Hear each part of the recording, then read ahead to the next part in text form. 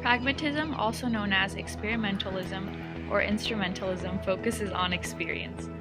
The metaphysics of pragmatism is that it regards reality as an event, a process, a verb. As such, it is subject to constant change and lacks absolute. Meaning is derived from experience, which is simply an interaction with one's environment. Epistemology. According to pragmatist theory of knowledge, truth is not absolute but is determined by function or consequence. In fact, pragmatists shun the word truth and at best speak of tentative truth that will serve the purpose until experiences evolves a new truth. Knowledge is arrived at by scientific inquiry, testing, questioning, and retesting, and it's never conclusive. Axology. Pragmatists focus on axology or values. As with truths, values to the pragmatists are only tentative. They are also constructed from experience and are subject to testing, questioning, and retesting. For the pragmatist, whatever works or leads to desirable consequences is ethically or morally good. The focus on consequence is not to imply that the pragmatist is only concerned with what works for the self. In fact, the pragmatist is concerned with social consequences. What works is what works for the larger community. Avoiding the logically tight systems typical of European rationalists, such as German idealists, William James cobbled together a psychology rich in philosophical implications and a philosophy enriched by his psychological expertise. More specifically, his theory of the self and his view of human belief as oriented towards conscious action raised issues that required him to turn to philosophy. John Dewey. With this view as his starting point, Dewey developed a broad body of work encompassing virtually all of the main ideas of philosophical concern in his day.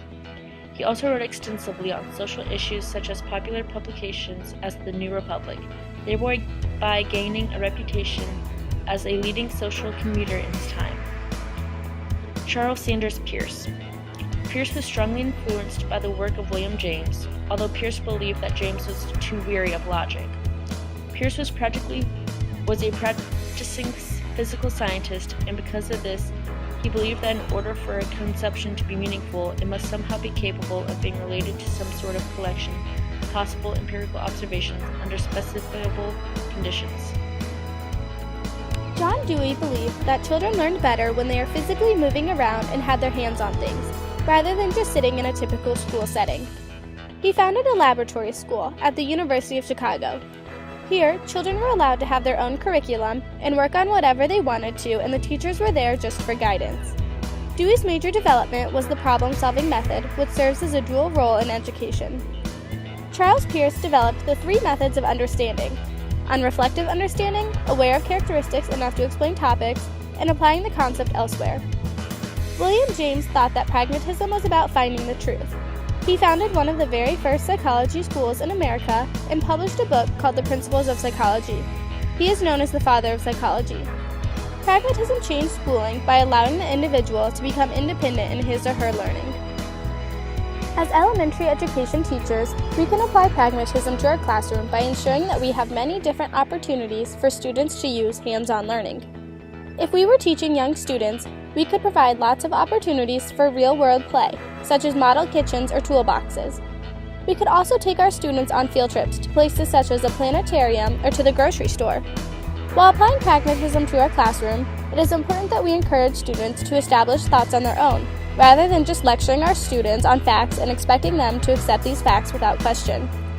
One example of a lesson that we could use in our classroom that incorporates pragmatism is a lesson on geography.